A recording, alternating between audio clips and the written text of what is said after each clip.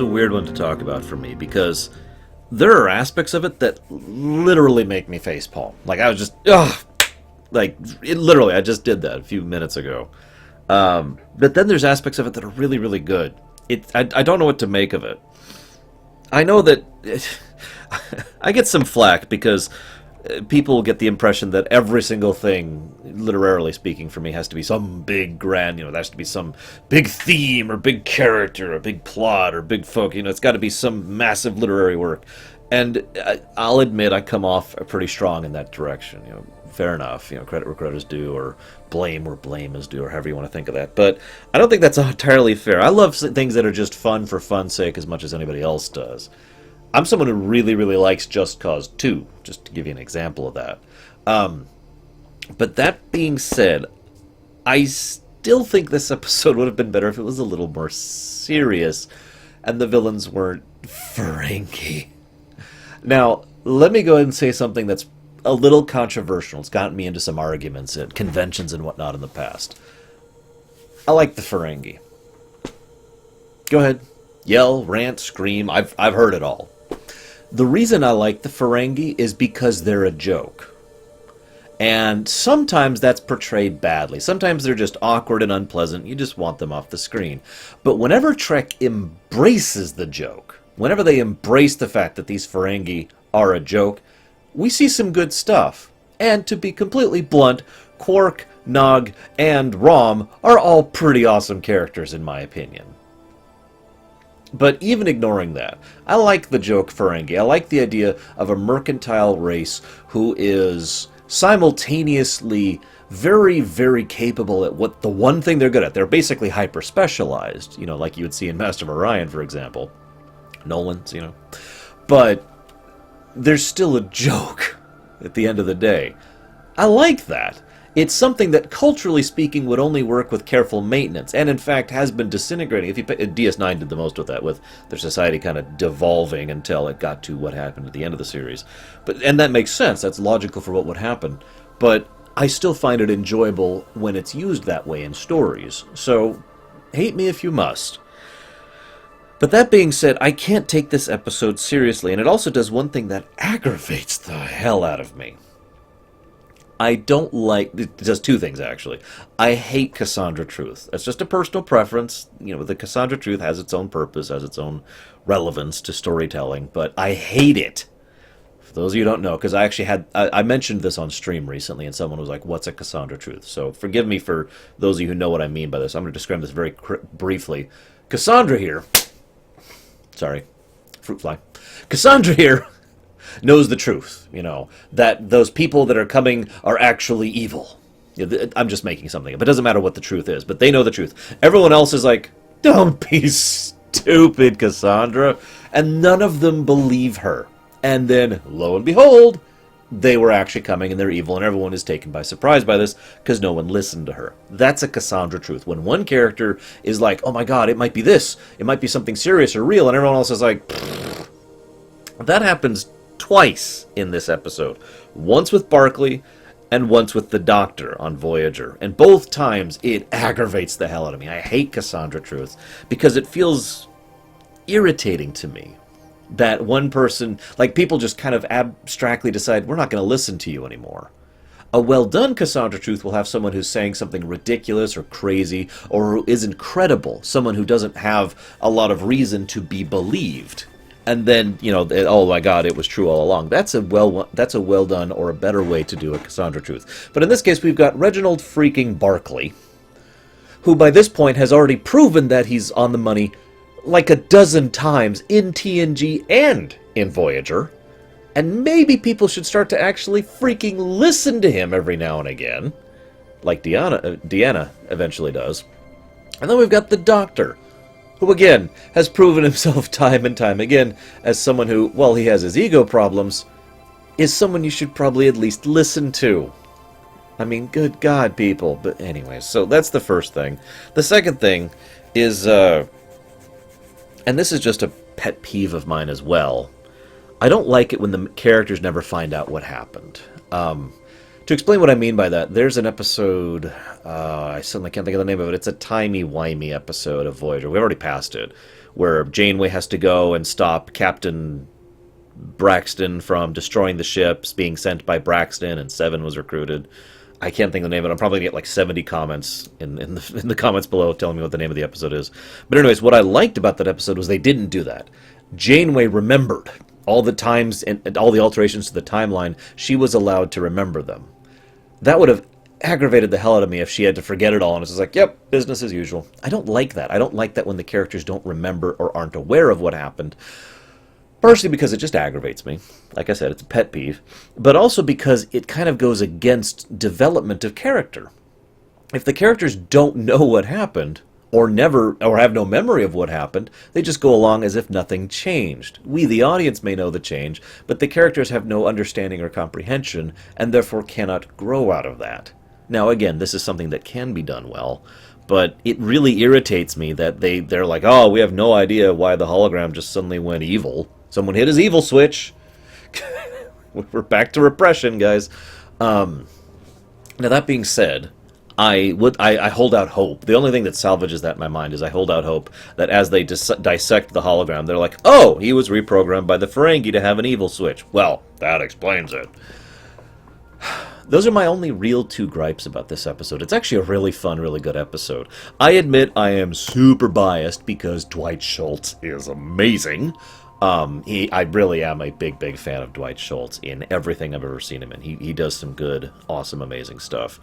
And there's some smart stuff in this episode. For example, smooth segue into my notes. I like how Tom demonstrates how the crew have become dependent on the mail they're getting.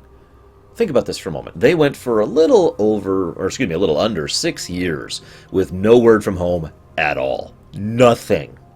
Then they get their first few signals through, and then there's the first few little bits of communication. And now it's become a regular thing. First of all, I like this because not only is it continuity, but it's a natural progression. We get contact, we get regular contact.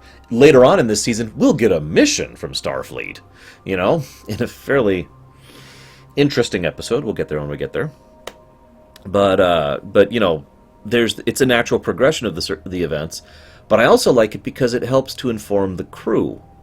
These are people who were used to just having each other for years, plural. And yet now they have word from home. And after all, it's like, to use an example from my real life. Those of you who know me know that there was a period of time where I was physically incapable of eating anything real. I had like nutrient supplements in order to survive because of the kidney stone problem I was having, right? Shortly thereafter, I will never forget my first meal. It was eggs, nothing else, just scrambled eggs. I've never forgotten that moment. It was the first time I was able to eat something other than just plain nutrition in months. Now, if you don't know what that's like, please don't do it. It's horrible. It's nightmarish. But, and it's also very, very bad for you, obviously. But I want you, if you will, please, to try and imagine what that was like. To go without food, basically, without eating anything real for months. And then you finally have your first meal, and it's these eggs, scrambled eggs with lots and lots of salt to help with my throat. And I ate them, and I've never forgotten what that tasted like. And to this day, it's been a few years since that incident. You know, I'm obviously a lot healthier now. But it's been a few years, but to this day, I still enjoy eating, like, regularly. Now, I know that sounds silly. Oh, yeah, he enjoys eating regularly. But what I mean by that is I am reminded of those months when I have to go without food for some reason. I am reminded of how horrible I felt during that time. And when I finally eat, it's like, oh, thank God, food. That's what Voyager's going through here. They've been without word, communication, insight, interaction for years. And then all of a sudden they get messages from home. They have become so dependent on it because when they are absent it, they are reminded of that terrible time before. Think about that. It's so interestingly easy to sympathize with the crew of Voyager and the plight they are going through. And this episode does a very small but subtle point of making it clear how much this has impacted them. I like that. Next point. Despite my groaning at this episode, by the way, this is a will they get home again plot, which I just dislike on principle at this point in time because god damn it. We saw that enough in season 1, damn it. It was nice to see Dwight Schultz again. That being said, I want to say something very interesting about Dwight Schultz, especially on replay. I don't think I noticed this before. I want you to do a mental exercise with me. I want you to replace... Okay, so I'm... Hang on. I'm going to go out of my way to call Reg, the hologram, and Barkley, Reginald Barkley, the one back home, okay? I'm going to try and distinguish that so when you know who I'm talking about when I say Reg and when I say Barkley, okay? I want you to picture the scenes with Reg, especially the early scenes, okay? Get it in your mind, or rewatch it right now. Like, I was doing this when I was watching it just prior to now. Get it in your head, watch the scenes, see how he portrays them, how he acts, and the lines he speaks. Now mentally remove Dwight Schultz and replace him with a Ferengi. You see it? Do you see it there? Maybe you don't. I'm actually curious. But as I was just struck by it, rewatching this episode with analysis mode on, because Schultz is a good enough an actor to do that kind of a thing, and I think that was on purpose. He acts like a Ferengi. He actually does act like a Ferengi. It's just he's not, sniveling and being portrayed as the Ferengi usually are. He's being portrayed by Dwight frickin' Schultz. So he comes across as a salesman. A slimy, greasy salesman. And he kind of schmarms his way through every scene. Credit where credit is due, because I really do believe that was on purpose. Especially in contrast to Barkley, same actor of course, who portrays pretty much classic Barkley. In fact, this isn't even just classic Barkley. Credit where credit is due, Barkley has moved on to the next stage of his character development here. He is no longer, he still stutters a bit, he still has some hesitance, but most of his hesitance is because he's worried people aren't going to listen to him, or he's ashamed, or he's hurt, The very idea that he has gotten comfortable enough with himself to have an actual relationship with another person and not a hologram. I know that sounds, again, kind of like a normal everyday thing to you guys, but that's a step forward for Reg. Excuse me, that's a step forward for Barkley. That's a step forward for him as a character, and the idea of him being comfortable enough to try and open up around someone. How relieving it must have been for him. And, despite my aggravation about the Cassandra truth regarding Barkley, again, I do have to say I like the fact that Deanna Troi goes to bat for him more than once. I really do.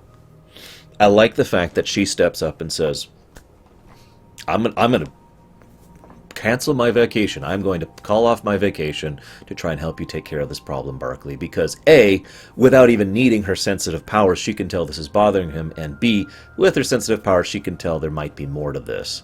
And then they interrogate the Dabo girl, and there's this great scene where the Dabo girl basically it practically stabs Barkley right in the heart. Just very, very brutal there. Just, take it. And then that's when Troi gets mean. And I like that because it shows how much that there is a real friendship there. And a few other friendships are referenced. The fact that remember, Riker's the one who called him broccoli. You remember that? You remember that stupid stuff back when he was first introduced? Riker has moved forward enough with Barkley as a comrade and as a friend that Riker's the one who goes out of his way to bring in someone who maybe will get along with Barkley. There may be no romance there, but it might just be a nice date. But he's trying. And LaForge is mentioned, too. There's this great scene where Barkley actually he's telling how LaForge was proud of him. Watch that scene. Watch how he says, LaForge said he was proud of me. You can tell just how much that meant to Barkley. So I like this episode because it shows how he is moving forward. He has a real character arc developing forward. Good job on that. Now, also, one other thing. Sorry, going back to Reg. The way that Schultz interacts with Seven, I mean, it's kind of obvious in hindsight, but he clearly shows more interest in Seven than he does anyone else, and he tries to schmooze her more than anyone else, and he tries to get close to her more than anyone else. I mean, it's logical because that's literally what he's there for, to get her nanoprobes. He needs to get his hands on her nanoprobes. But, that does actually, it's nice, it's a subtle point. I like how Tom points out several of the previous "will they get home again" plots. Good continuity nod there. I like Seven's discussions about prejudice. Now, this is an interesting one to talk about. I could probably flesh this out into a whole essay by itself, but let's just talk about this briefly. We've talked many episodes have discussed how Seven still is facing, well, not still, but for years after her freeing from the Collective and Scorpion, has faced prejudice and bias and different types of prejudice and different types of bias, both from the Voyager crew and the aliens they've encountered over the years. Because she was a Borg. There was a group of people who wanted her just to hurt her. Because they could. You can't hurt the Collective, but you could hurt an individual. And they wanted to hurt her for nothing more than petty, spiteful, vicious, bloodthirsty revenge. They wanted to hurt someone else as they were hurt, right? She's faced this several times before, and so when she gets news that they're going home, she's not excited any more than she was back in the Pitcher Plan episode. Because going home doesn't hold any real appeal to her. There's nothing there for her. Her home is here, on the ship. Although other crew members feel that way too, but you get my point. So, question for you. Do you think Reg, the hologram, was lying? Let me explain what I mean by that. Reg goes out of his way to talk up Seven about how she's basically a heroine back home, someone who escaped the Collective, hope for all those people who've lost people to the Borg. Now that doesn't quite sound like a lie. And he doesn't quite say it in the schmooze way that he does other things. I really wonder if there are people who look up to Seven as a beacon, as a symbol of hope. Especially after how much the Federation has suffered under the Borg. Remember, there was a Borg attack after Voyager left. First contact happened in that period of time. So, think about that for a moment. Furthermore, I mention that because I wonder what kind of reaction she would actually get back home. How many people would look down at her, or treat her as if she's different, or ostracize her, or alienate her, or outright hate her for what she did, and how many people would laud her and applaud her, and everything in between. There's a lot of variety in between hate and love for how people could react to Seven, and I really find that curious. It's kind of a story arc I always wanted to be explored, and unfortunately never was, not counting the books, of course. I also find myself wondering with regards to Seven and the whole, whether she's hated, whether she's loved thing. I wonder what she would prefer on the matter. Now, I know that sounds weird because you're like, well, Seven doesn't want the time and attention spent on her. Why would she want that? But that's not what I mean. This is a grown Seven at this point. This is someone who understands the value of some more intangible things. She just talked about that in the episode Drive not too long ago. How she had been learning lessons about humanity, right? Being someone who would have a positive impact on others is something she does desire and something she ascribes to, something she goes out of her way to do for her family, the crew. If Seven was given the opportunity to be a positive influence on a large number of people, how do you think she'd react to that? No answers here. I'm just curious of your thoughts. So then I have a note here that says, and I quote, "God damn it," underlined, "I am tired of people doubting Barkley." Doubting Barkley. Excuse me. I'm stuttering too now. And then I have another note, which I can't say out loud, because I don't cuss on my show. No, I didn't actually write. I just scribbled. It's like... Whatever happened to the O'Brien mentality? I mean, I'm sorry. Maybe I'm weird, and I probably am weird, and I definitely idealize what I consider to be the Federation, which I know is an idealization because the Federation is repeatedly shown to be incredibly stupid throughout all of the shows. But when I think of the Federation, I think of the people who have brilliant scientists and engineers who say, you know what, that might work, but why don't we check it 20 more times to be sure? The reason I call that the O'Brien mentality... This is almost a direct quote, and it's probably one of my favorite O'Brien quotes ever. I just wouldn't feel safe without a secondary backup. Because that's how it should be! That actually is the mentality of a good engineer, in my opinion. I mean, that applies to a lot of things. Doctor, or medical history, or, programming, or whatever. So, the fact that they have factual proof that this data transmission has halted at this one spot, and they refuse to actually look into it at all, repeatedly, despite the fact that they know this. I mean, it drives me crazy. Never mind the fact that this is Barkley, who, again, they're just like, no, Barkley, you're just overreacting, go away. Now, here's the interesting thing. because I know what you're going to say. Last time I blasted them for doing this, I got some flack for that. I stand by my opinion, by the way, although I liked your guys' counter-arguments. There were some good counter-arguments in that. But I stand by my opinion because proper decorum and correct ideas are not necessarily contiguous. Barkley clearly does not have officer decorum. He is not someone who is going up the chain of command as he should, and is more than willing to violate the rules and run up in front of a crowd of people, of students, and be like, "Oh my God, the Borg!" And yet, he's right a lot. Barkley is a genius, even by Starfleet standards, even by my idealized Starfleet standards. He has proven his brilliance and intellect many times throughout 2 shows now. Think about that. I don't know about you, but with that kind of a track record, I would probably at least be willing to listen to him and humor him and send out a ship. Oh, by the way, I really hate to be that guy, but half a light year in Star Trek standards, that's like crossing the street. And yet, somehow they just can't get the Charlotte or whatever it was there in time.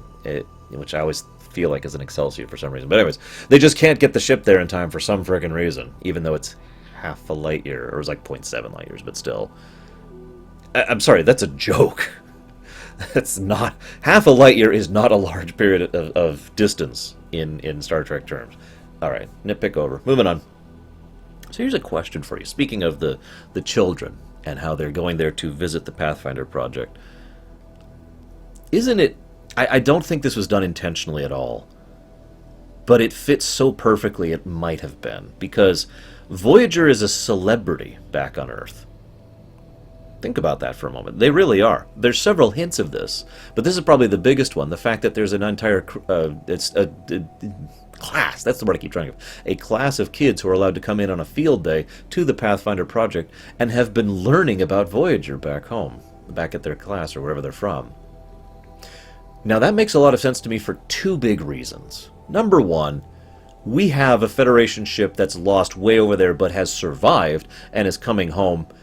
There's something kind of inspiring about that. It is kind of a tale sort of a thing, like, oh, the tale of Voyager, even though it's actually happening. And the fact that it's actually happening adds weight and credence to that. Voyager actually is out there, and they're actually coming home. That's so awesome. So I could see why so many people in the Federation might get involved in that, might get enthused or just get into the flow of it, Voyager fans, basically, in universe. But there's a second very, very important reason why that makes perfect sense, that people would idealize Voyager and it would become a symbol of positivity and hope for the Federation. And that's the fact that the Federation just exited a massive, devastating, thousands dead, hundreds of ships lost war with the frickin' Dominion. The Dominion War, in terms of scope and scale, is the most devastating thing that has literally ever happened to the Federation, going all the way back to its foundation in the Enterprise era, and all the way through all the things they've done, the Romulan War, and the Klingon War, and the skirmishes in between there, the Cardassian conflict, and the renewed conflict with the Borg, and all the things that have happened. All of that combined has had about the impact of what the Dominion War did to the Federation, in terms of scope and scale. Not necessarily significance, not necessarily, on an individual level, but scope and scale. The Federation is still reeling, and will continue to reel, I would predict, for some time to come.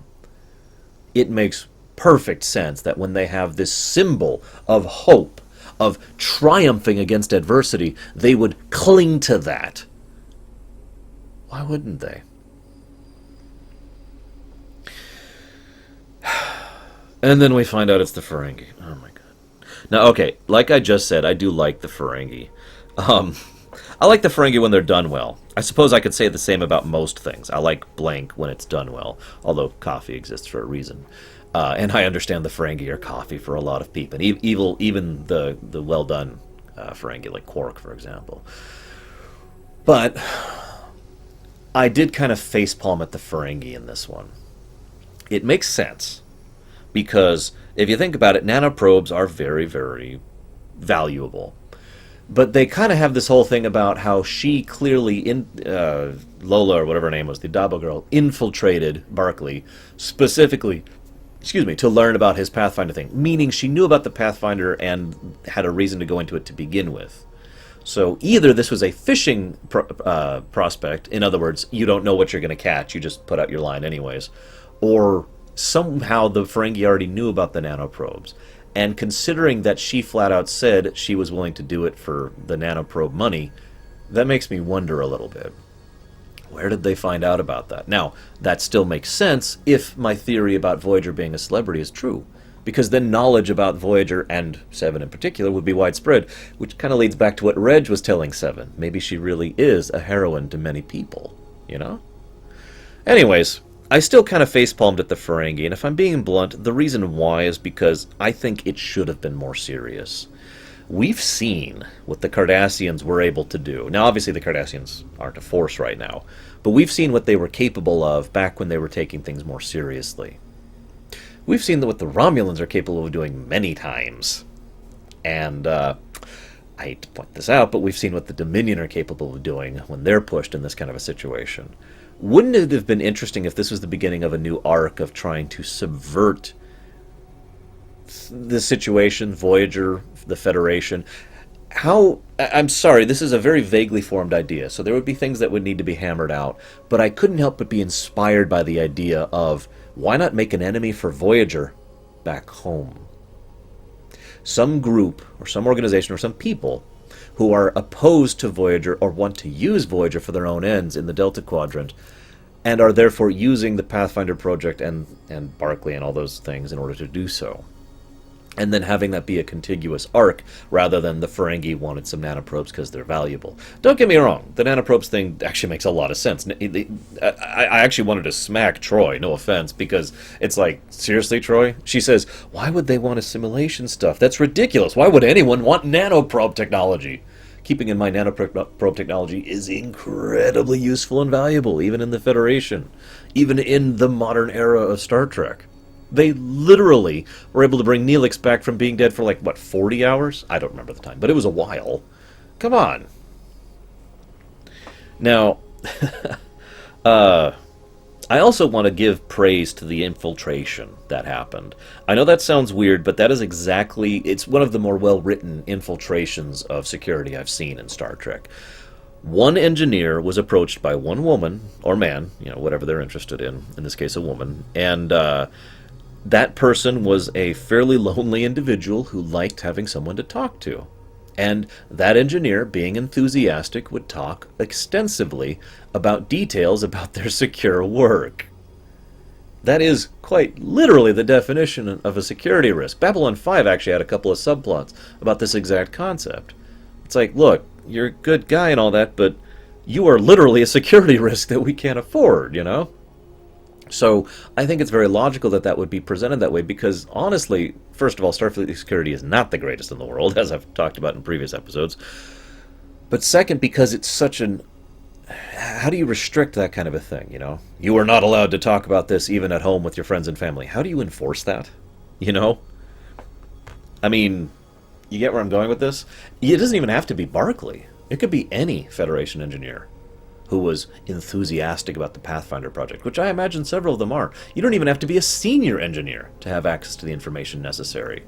I mean, what information would they need? They would need to know about the hologram, which any of those engineers would have known about, because Barkley wouldn't be quiet about that project. They would need to know where it's being sent so they can intercept it, and the transmission frequency and a few other information on how to intercept it. That's it. And then they would get the hologram and spend a month reprogramming it, and bam! Anyways. As much as I like the fact that they got Admiral Paris in fairly quickly, I like the actor, and it's good to see him again. I like that they got an admiral in on this investigation on the Dabo girl. It shows that they were taking the situation seriously. But I can't help but wonder why they weren't doing that to begin with. Now, there's an answer to that. There's two answers to that. Answer one, Deanna Troi asked for, security to show up, and that actually held some weight, as opposed to Barkley. Even though if you think about it, that doesn't really make sense in universe. Granted, Deanna Troi was a main character of a show, and Barkley was not. But in universe, they're both Starfleet personnel who have a fairly long and good record, basically, a very long string of accomplishments behind them. And Barkley's personally associated with the project, and again, had some evidence that it was interrupted, so why didn't they listen to him to begin with? But I'm not going to hammer that point in again. What I want to say is the second reason it might have come up, which is something that Barkley himself just didn't do, and maybe he should have, mentioning the possibility of a security risk. Barkley going to the Admiral and saying, Admiral, imagine Troy was just removed. Imagine a scene where Barkley goes before the Admiral and says, Admiral, I may have... and he stutters for a minute. The Admiral says, what is it, Mr. Barkley? And Barkley says, I may have compromised the security of Pathfinder. And the Admiral says, what do you mean? And Barkley says, I had a girlfriend. Her name was whatever her name was, Dabo Girl, number 57. And I'd been talking to her about Pathfinder extensively at length, and then just before all of this happened, just before my hologram vanished, she left me. And I'm concerned, sir, that there's some things. And I could just see the Admiral saying, you know what, that's a good point. Why don't we at least look into this? And even a cursory look into her background would probably show the fact that she was a Dabo girl and would be able to bring her in and be like, look. I mentioned here I really like the fact that Troy stands up for Barkley. I already said that before, but it bears repeating. Props to Marina Sirtis. She presents an interesting example of what I like to call smiling mean. It's something my sister does when she gets really angry, where she's smiling basically at how incredibly vicious she's about to be because the woman just hurt her friend, Barkley. It's a good scene. I mentioned the nanoprobes being valuable. Duh. I mentioned why won't anyone listen to the Doctor? That's the Cassandra truth all over again. Nothing else to add there. I do kind of like how the Doctor's comment about the safety of the crew is what manages to convince Janeway, as opposed to it's just me. But then... then the next thing that happens is she openly admits this in front of Reg to the Doctor, and for some reason they don't find anything in Reg, despite the fact that being reprogrammed by a Ferengi probably would have come up with something, some sign that something was off. In fact, when I first saw this episode, I thought that was going to be the moment where basically, oh my god, it's not Reg, and then Reg would attack, and then kidnap Seven and try to escape through the wormhole. And instead they're like, nah, he's fine. And then that scene happens later. That actually bothered me a bit. I do love the fake technobabble from Barkley as he's pretending to be Reg in the holodeck. He's like, they're quanto-semextic. Ultra drive. They'll find you. They'll hunt you down. They'll kill you. It's great. Although it does just make me facepalm, and that's the facepalm I referenced, because despite this terrible performance, the Ferengi buy this, because, let's be honest, the Ferengi are a joke. And for some reason, despite some of the worst acting I've seen from a character, they somehow buy that this is actually the hologram. Now, one last thought before we close off this episode. Good episode. I did enjoy going through this. As some of you may know, I play Star Trek Online. I still haven't gone through the Delta Quadrant. Oh my god. One of these years. But I play a Star Trek Online. I am aware of several story stuff. This is years old spoilers at this point, so I don't feel bad about this. But there's a major faction which is basically the big bad of the entirety of the first couple of years of STO. And they've been building up to it for years, and then there's this great reveal moment. It's really awesome. I'll be doing a lore run of STO most likely sometime next year. And by next year, I mean this year, because I'm recording this before January. But you get the idea. 2017. But the big bad is the Iconians. So Paris leans forward and he's like, right on the coda. He says, I heard that we've been hailed by an Iconian scientist. And my automatic gut reaction to that is, oh god, run away as quickly as we can, because it's the Iconians. Maximum warp, get us out of here. It won't help, they can go anywhere. Ah! That's all I got. I'll see you next time, guys, where we will be experiencing what it's like to be a man, a woman, a hologram, and a Borg all at the same time. Yeah, I'm not even going to touch the issues in that episode. I'll see you guys.